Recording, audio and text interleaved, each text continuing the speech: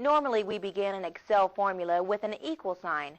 However, we can type a plus or minus sign, and Excel will convert these symbols into an equal sign for us. Formulas can include values, cell references, names, functions, and/or operators. Excel uses a plus sign to add, a minus sign to subtract, an asterisk to multiply, and a forward slash to divide. The order of operations is parentheses, exponents, multiplication, and division, addition, and then subtraction. This means that any operations enclosed in parentheses will be performed first. Then any operation involving exponents will be performed next. Excel will perform multiplication and division next, with addition and subtraction being performed last. With the diff file open, click in cell B12 to activate it. Then, click the AutoSum button on the standard toolbar. It looks like the Greek letter sigma. Drag the autofill handle in the lower right corner of the active cell to copy the formula into cell C12. Select cell D5 and type an equal sign to begin the formula. Click cell C5, then type a hyphen to subtract. Select cell B5 and click the green checkbox on the formula bar to calculate the equation. Now click on the bottom right corner of cell D5 and drag down to cell D12. Notice that the formula has been copied in each highlighted cell. To calculate the percent of difference, we start by selecting cell E5 to place the answer in that cell. Type an equal sign to begin the formula. Click in cell D5, then type a forward slash to divide. Select cell B5 and click the green checkbox on the formula bar. Autofill the formula to cell E13. Notice the changes. Each time we copy a formula, Excel assumes we want to treat cell references as relative. Sometimes we want Excel to copy a formula and leave one or more cell references exactly as they are. References which don't change when the formula is copied to another cell are referred to as absolute cell references. With the Enroll workbook opened, click in cell E4. Now, type equal sign D4 / D8 and click the green checkbox on the formula bar to find the percent of average. Copy the formula down to cell E8 by using the drop and drag handle in the lower right corner of the active cell. Notice the zeros in the cells. Those error messages are trying to tell us that we have been trying to divide by 0. We want to tell Excel to divide by the number in cell D8 no matter what row the formula is copied to. To correct the problem, we need to make the reference to cell D8 absolute. Double-click cell E4 to edit the cell's contents. Make sure the cursor is directly behind cell D8 in the formula. Press the F4 key on the keyboard to automatically add the absolute cell reference to D8. Absolute cells displays a $sign in front of the column letter and row number. Click the green check in the formula bar. Then copy the formula down through cell E8. All of our formulas are now being divided by D8. Absolute cells remain static in a copied formula.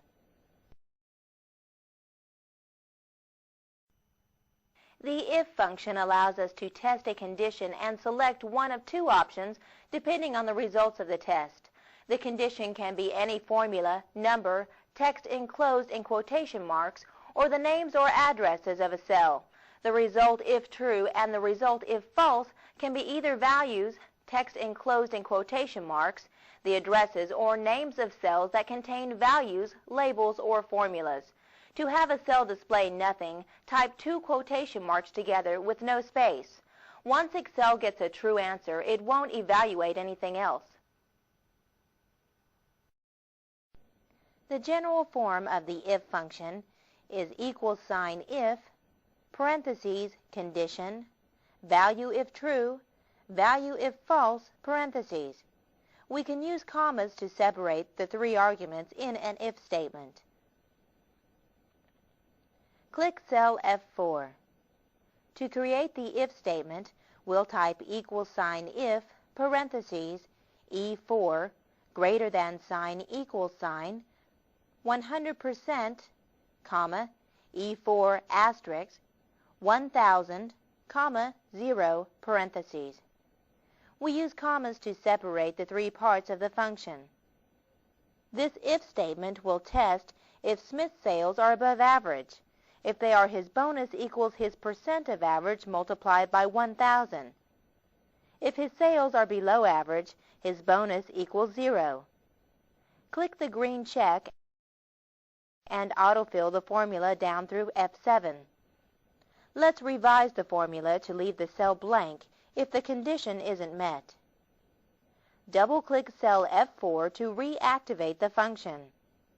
Then double-click the 0 in the formula bar to select it. Type an open quotation mark, then a close quotation mark with no space in between. Click the green check and autofill the cell F7. Notice the changes to the worksheet.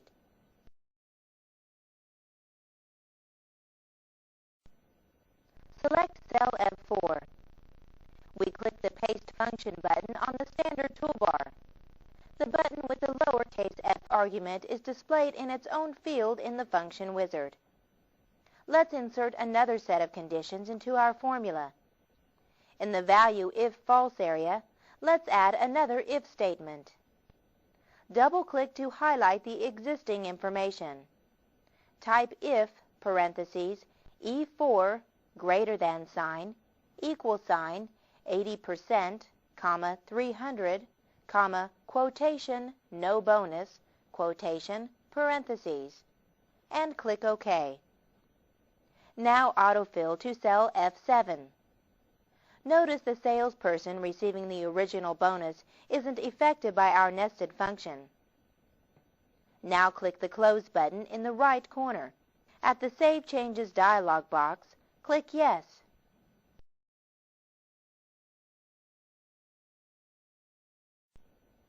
With the payment worksheet open, we'll demonstrate the payment function.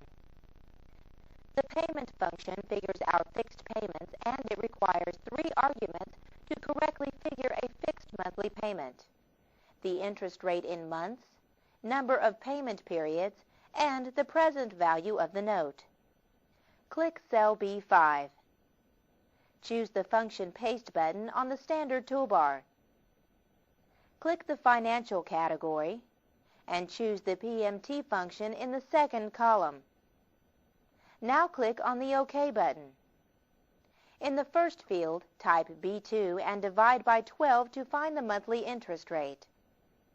In the second field, type C2 and multiply by 12 to figure the number of payment periods.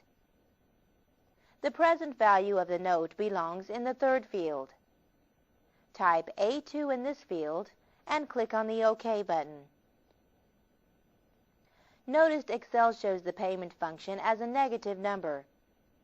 We'll nest the absolute function to show the number without its sign.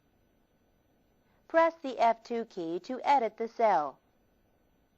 Press the Home key to move to the beginning of the formula and edit the cell to read equal sign ABS, parentheses, PMT, parentheses, B2/12, comma, C2 asterisk 12, comma, A2 double parentheses. Remember, for every open parentheses we must have a closed parentheses. Press the Enter key to recalculate. Notice the changes.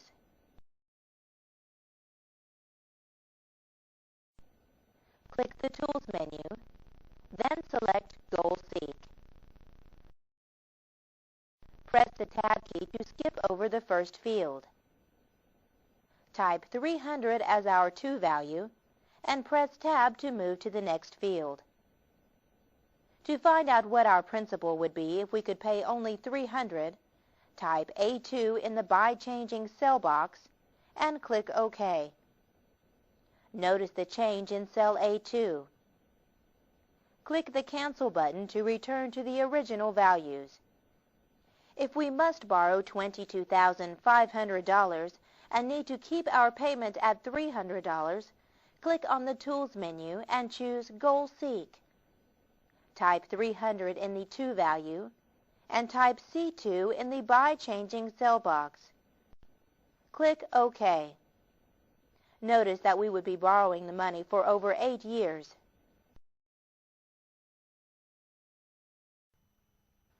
Excel's VLOOKUP function looks up a value in a table of columns and returns a value from the column specified in the table. The values can be text, numbers, or logical functions, and they must be in ascending order since the lookup command stops when it reaches a higher value than the one we are looking for.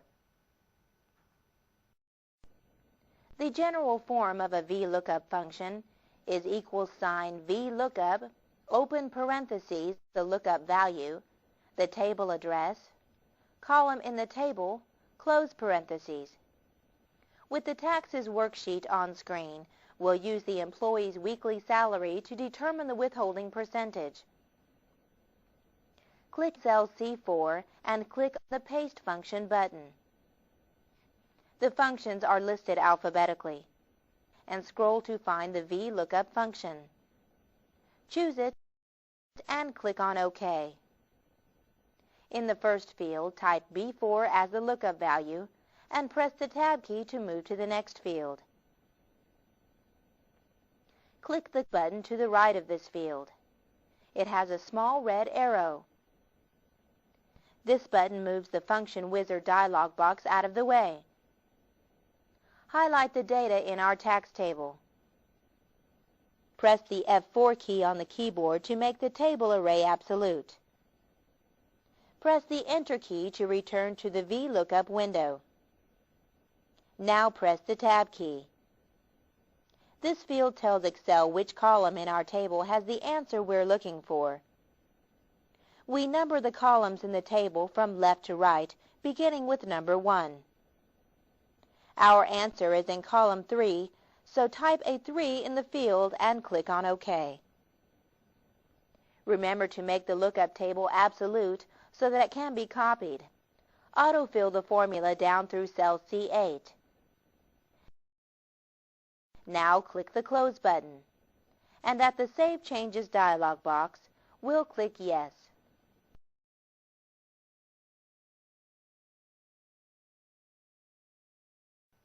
With arrays, we can build formulas that produce multiple results or that operate on a range of cells. An array formula occupies only one cell, but can calculate values in many cells. Arrays can greatly improve the efficiency of our worksheet by saving time, memory, and workspace. Select cell B5. This array formula calculates the cost of purchasing a fleet of cars and trucks. Array formulas must be entered by holding down the Control and Shift key while pressing Enter. Type =sum, open parentheses, B2:D2, asterisk B3:D3, close parentheses. With this formula, we'll multiply the price of each vehicle by its cost. Then we'll add the 3 cost totals together for an overall fleet cost. To calculate the array, we hold down the Control and the Shift keys as we press Enter. Notice the changes on the screen. The trend function automatically calculates a linear trend line based on known times and values. The general form of the trend function is =trend, open parentheses, known values, comma, known times, comma, new time, close parentheses. With the forecast workbook open, let's use the trend function to calculate the forecasted sales for July through December based on the trend established in the first 6 months. Select cells B9 through B14 and work the function as an array. Type =trend, open parentheses, B2:B7, comma, A2:A7, comma, A9:A9, A14, close parentheses. Hold down the Control and Shift key while pressing Enter. Notice the changes. Now click the Close button, and at the Save Changes dialog box, click Yes.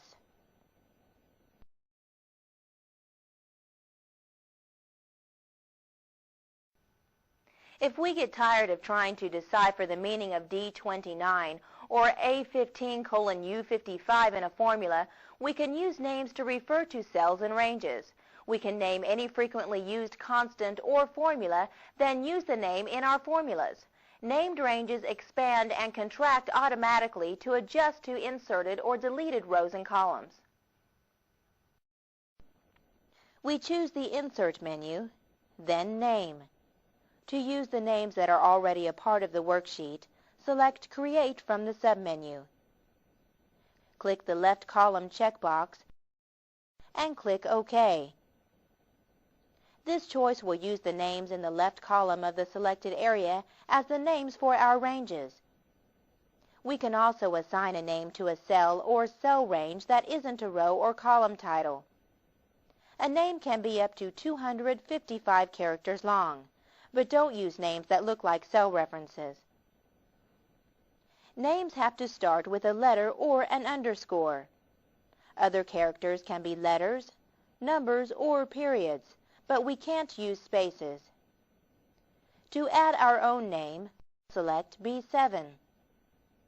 Choose the Insert menu, then Name, and finally Define from the submenu.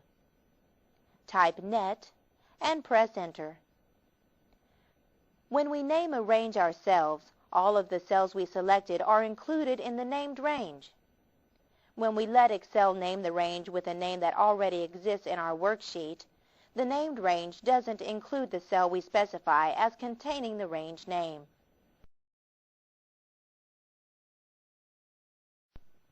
To move directly to any specific named range, we can use the Go To command. Press the F5 key to view a list of all the named ranges in the worksheet. The Go To command can also be accessed by selecting the Edit menu, and then selecting Go To. Double-click on Sales to move to that range. Notice Excel selects the cells with data, but not the cells containing the name. We can also use the name box to move to the named cells.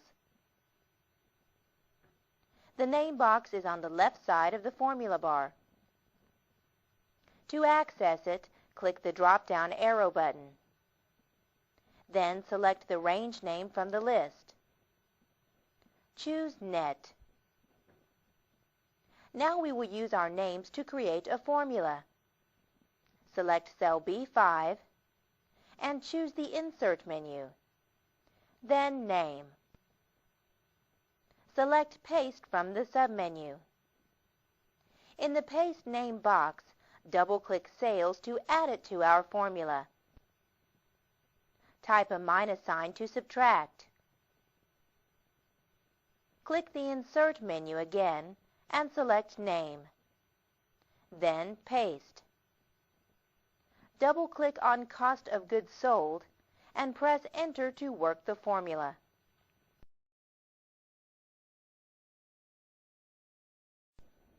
Now let's replace existing cell references in a formula with the names we created. Select cell B7. Notice the formula in the formula bar. Choose the Insert menu, then Name. Now click Apply. Click on Gross Margin to select it. Then hold down the Control key and click on Operating Expenses to select it also. Click on OK. Notice that Excel has substituted the cell addresses in the formula with the names. We can make a list of the named cells in our worksheet and their corresponding addresses so that we have a record of our named ranges. Click in cell A12. Then choose the Insert menu. Select Name and then Paste. In the Paste dialog box, choose the Paste List button to see the names. Now click on the Close button, and at the Save Changes dialog box, click Yes.